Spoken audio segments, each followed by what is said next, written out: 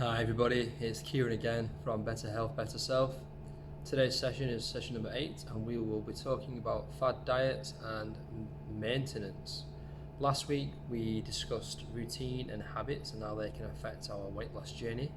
I hope you've been able to reflect on last week's session and possibly being able to adapt some of your lifestyle identifying some of the habits you've got and trying to work on new positive habits moving forward.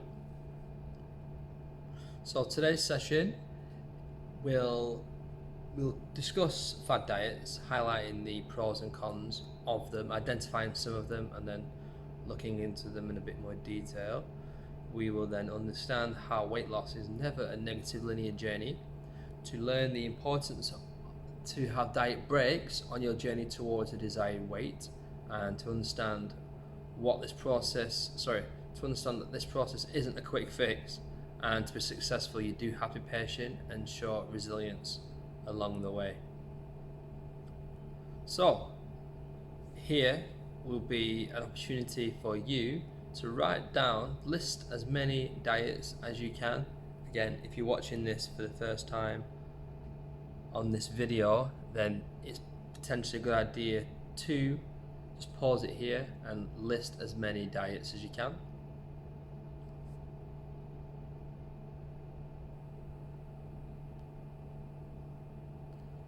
And then when you've done that, we will then look at the pros and cons of each one.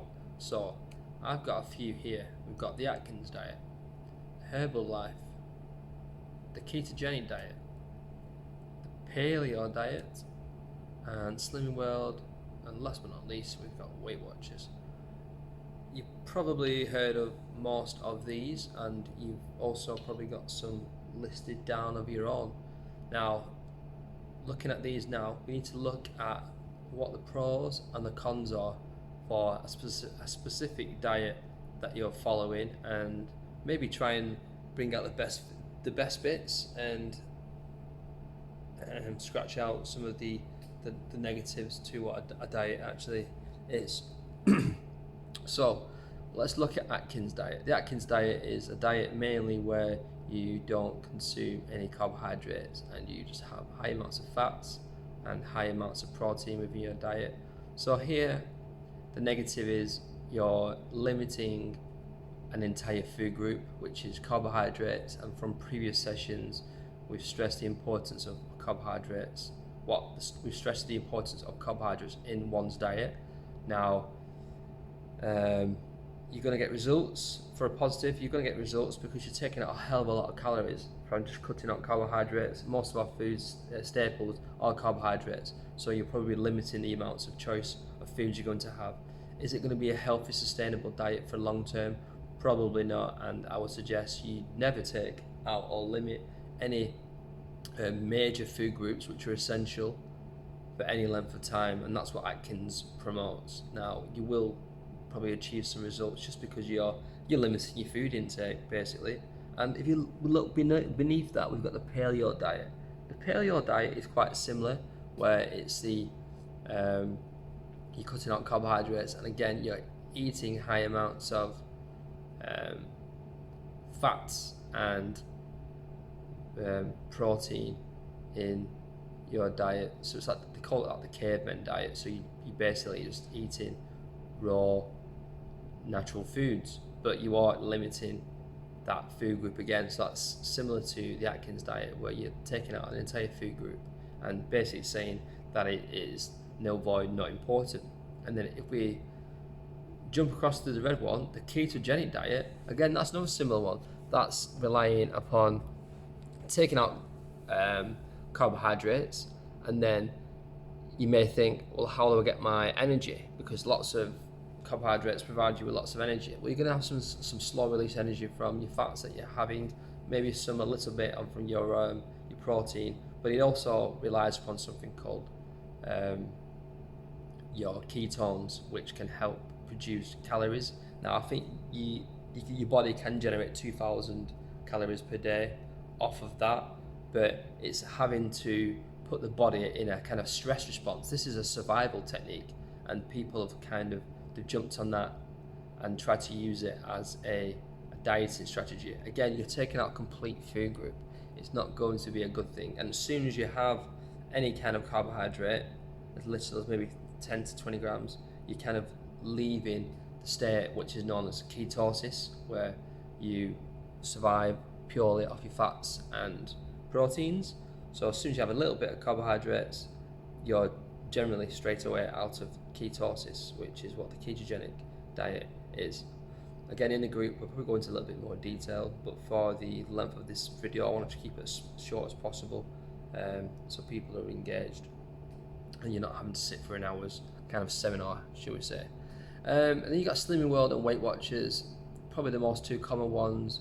One of them relies upon recording sins, and the other one is recording points.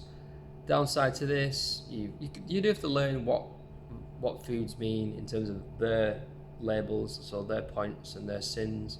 But again, you're probably going to build up some negative habits, and probably not the most healthiest relationship with food, where you would just consider foods to be sins, and that's necessarily a bad thing. That you can see that as a bad thing, and points, rather than just seeing food for what it is. It's an energy source to keep you, allow you to do what you need to do on a day-to-day basis.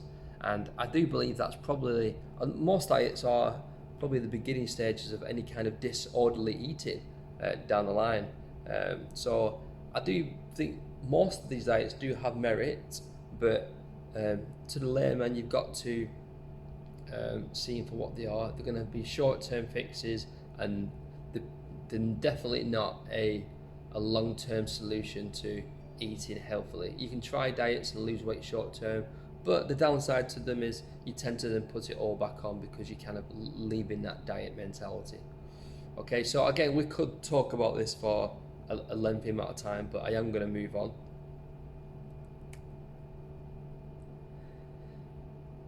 Weight loss journey over 10 weeks. We've got client A, client B, and client C. Now you can see this is their weight at the beginning and at the end, and it's showing you how they have been throughout the weeks in terms of the weight loss and weight gain.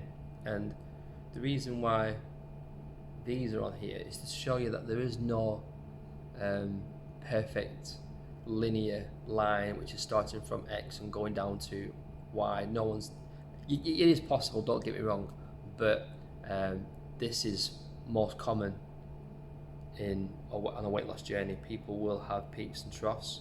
This one's quite consistent. They've maybe not first couple of weeks, they've not really noticed a change, and then they've been able to adjust some of their lifestyle and create a consistent change for quite a number of weeks.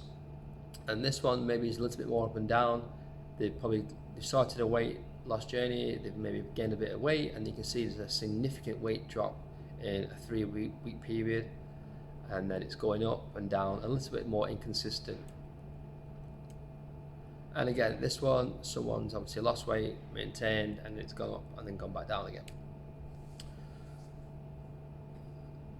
We're all on a journey in terms of losing weight if we're following this program, but you can see from the 3 graphs that no one's journey is exactly the same, and everyone's going on a different path. What I would like everyone to do now, if you're following this, is just to discuss hypothetically what potentially could have happened along the way to cause these changes in one's weight. Again, watching some video, pause it, and maybe come up with some, maybe you identify a point on there where someone could have been losing for a specific reason and then gaining for a specific reason. So just look at some of these points and potentially identify what might have happened in this person's life. So for real life, we're going to just discuss a few more, and personal circumstances. Personal circumstances, everyone's got these personal circumstances, and that can be a massive reason for people's weights going up and down and staying the same. This can cover a whole array of situations or circumstances. A loss in motivation could be a point. Regaining confidence could also be a point where they manage to lose again. And restricted calories, so identifying some points on there when someone might have been restrictive. So what you could do, look at those 4 points and maybe pinpoint where each of those ones were. So you can see someone's losing weight, maybe that period they've on restricted calories, and maybe the plateau is maybe losing some motivation or maybe personal circumstance, and then following that one maybe there has been a personal situation and it's then led to maybe a loss of motivation. So on these graphs you can just hypothesize as to what you think might have happened, and it is interesting. You can relate to your own life. No one's week's exactly the same. If everyone's life was perfect, then it would make making changes and overcoming barriers much easier. But personal circumstances do make this a lot more difficult, and hence why it's nice to have some support and maybe that ear for someone to listen to what you've got to say. So I've identified 4. You could come up with a lot more reasons, and then use your own personal situation to identify that. So we're going to discuss maintenance and diet breaks. So if no one's aware, maintenance is where you decide to try and not to lose weight, but not necessarily to gain weight. You might have come across this in maybe other programs in the past, but the end goal is usually to maintain your weight loss goal. So let's say you've set a target of X amount of weight, and then you're happy at that target. The end goal really is to maintain that weight. So this is a learning curve, really, how you can learn to maintain your weight that you're happy with. Or not necessarily, it might be the break, might be where you want to just have a break because you might have identified in advance that you've got some holidays, weddings, family events, and being on a specific diet, should we say, on maybe slightly less calories than you would normally be, you might be able to fit this in to help your overall weight loss journey. So periods of dieting at maintenance will hopefully lead to a longer dieting phase overall. So these maintenance phases and diet breaks do mean that you're kind of on this journey for a little bit longer because you're having to take the break. But see that as a positive, because that will then help you get to what your goal is. By constantly being on the diet, there's only so long you can go before you start to hit a few bumps in the road, and then the last thing you want is to then completely yo-yo back up again, and that's what tends to happen. So yeah, well, quite often after fat loss is achieved, someone will leave a specific program and go on their own path. And why not? This is what we want people to do, because the goal's been reached. However, people do rebound, like I said, and this is probably because people don't realise how important maintenance is for the overall lifestyle of someone's journey.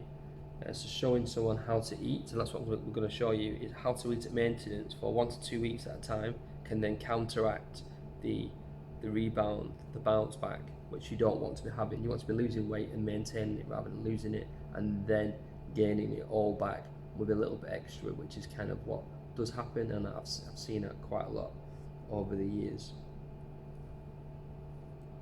So this is an example of attempting. This is someone who's been attempting to lose weight for 12 to 16 weeks. Now, regardless if they've lost weight, gained weight, if you've been attempting and really seriously making changes for 12 to 16 weeks, it would be a good time to maybe have that little bit of a rest, because you hopefully would have been on those restricted or slightly restricted calories than normal. So it is advantageous to maybe have that break. And Joe, for example, he's lost 16 pounds over 12 weeks, but he has noticed that his weight has slowed down. His new weight is 880 pounds, so over his maintenance phase he will aim to keep his weight between 178 and 182. So what we're looking for at maintenance is to try to avoid losing weight, which sounds strange to a lot of people, and also obviously try to avoid gaining weight. So you give yourself some tram lines to work between, depending on what your finished weight was. So take a break. So Joe's going to take a break for 2 weeks. He's been really good in terms of losing weight, but he just feels he needs a break because he doesn't want to get demotivated and put it all back on by just giving up. So at this point, you can increase your calories to maintenance, and what that means basically is just if you're having one slice of toast in the morning, maybe have two. And if you're monitoring what you're having, tracking it on a monitoring diary, maybe don't do that for a couple of weeks. And I'm not saying you would necessarily just do exactly what you want, but just be a little bit more relaxed than what you normally would have been on in a diet, shall we say. And you'll be surprised that your body might just try and hold that weight, and that is a positive thing. So after the diet break, so once you've had the 2 weeks, you will attempt dieting again. So you will be on that dieting phase, maybe in that dieting mentality. You're close to where you want to be, but it's getting a little bit tougher. Have that break, and then you'll feel revitalized and refreshed to go again. So how being on maintenance and a dieting break can help. It can help you from rebounding, so the weight going all back on. It's a learning opportunity. Ideally, this is where you would learn how to eat without following a specific plan, without tracking any foods, without looking at calories, and just being a little bit more intuitive with your food choices. And you will learn how to eat and how that affects your body, whether you lose weight eating one way, or actually you might feel that if you don't control yourself, you might then gain the weight. So this is a learning opportunity, massive learning opportunity. And being on the weight loss, being on the break can also help with adherence long term and your overall motivation. So the key to long-term success is, well, we've already discussed calories in versus calories out, so it's just understanding that balance and how your body reacts to X amount of food coming in and the exercise that you're able to do. I'll skip one for a second. We'll then learn how to maintain your weight and taking diet breaks. So you need to understand how you can maintain your weight, and taking a break is a beneficial and not seeing it as a negative. Like you can't just visualize losing weight as the positive. Maintaining weight is just as important, if not more important, than actually losing it. And when you are on a break, give yourself a win. I've given Joe 4 pounds. It just depends on where you are in terms of your current weight. The heavier you are at the beginning, probably the wider range, but the smaller you are, maybe the smaller range. So you can dictate and decide what your range can be. I put between 4 and 8. You can maybe put 6 or 5, or keep it at 4.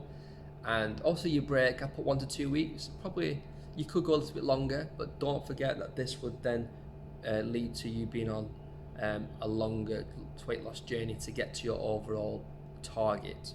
But that, like I said, isn't a negative. The longer it takes for you to get there, the slower the weight comes off. Probably the longer it will stay off as well. So that's actually positive. And again, just listen to your body.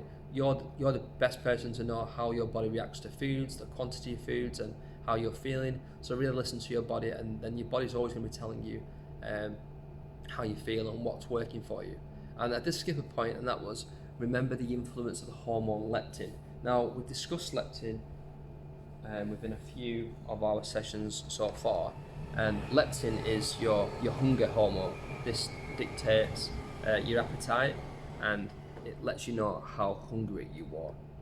So just a little bit of information. I do have a handout to go with this, which I'll give to the group, but it's just a little bit of general information around your leptin hormone, which is your hunger hormone. So the reason why being on a weight loss journey is important is because when you're on a long-term diet, or you're under your maintenance calories, let's say, and you're losing weight, the lower your body weight actually becomes, the lower the levels of leptin are within your body in that dieting phase. And remember that the higher amounts of leptin, this will obviously help you identify.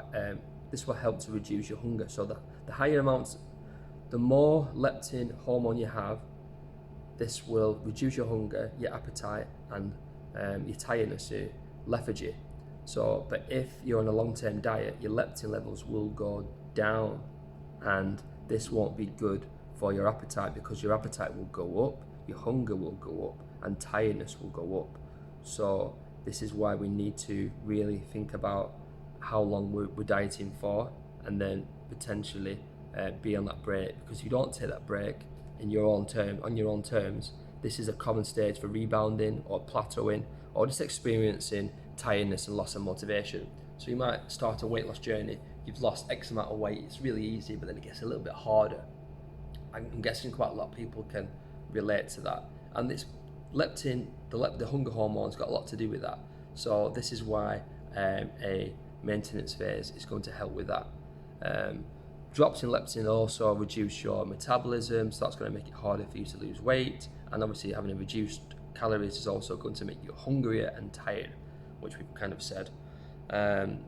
So how to increase leptin is simply we would return our calories to maintenance level, aiming to restore your hormonal balance and increasing your calories for a short amount of time. In this short amount of time, this will help to lift up or elevate your leptin hormone, and then allow you to lose weight a little bit more comfortably again. So after taking that short break, you can then hit it again, more confident, more motivated, and your body will respond better to do that because you've not got these hormones which aren't working properly. So just to wrap that up, as you can see, weight loss journey, it can be effective just going down linearly, but ideally it's probably not what works for everyone, just due to people's lifestyles. So make the process a little bit more easy for yourself and improve that by having the break. Implement the full breaks, or maybe just every now and again you might want to put a single day break, and this could potentially improve your physiological, your psychological feelings, and most importantly reduce the degree to which fat loss process feels restrictive, laborious, and ultimately too difficult to adhere to. So a person who can stick to the diet or a healthy way of eating using multiple stages or multiple steps. So you can see weight loss, maintenance phase, weight loss, maintenance phase. You can see those separate stages.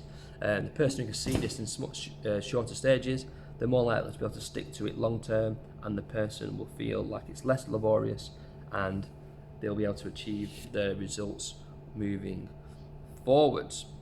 So I hope that makes a little bit of sense.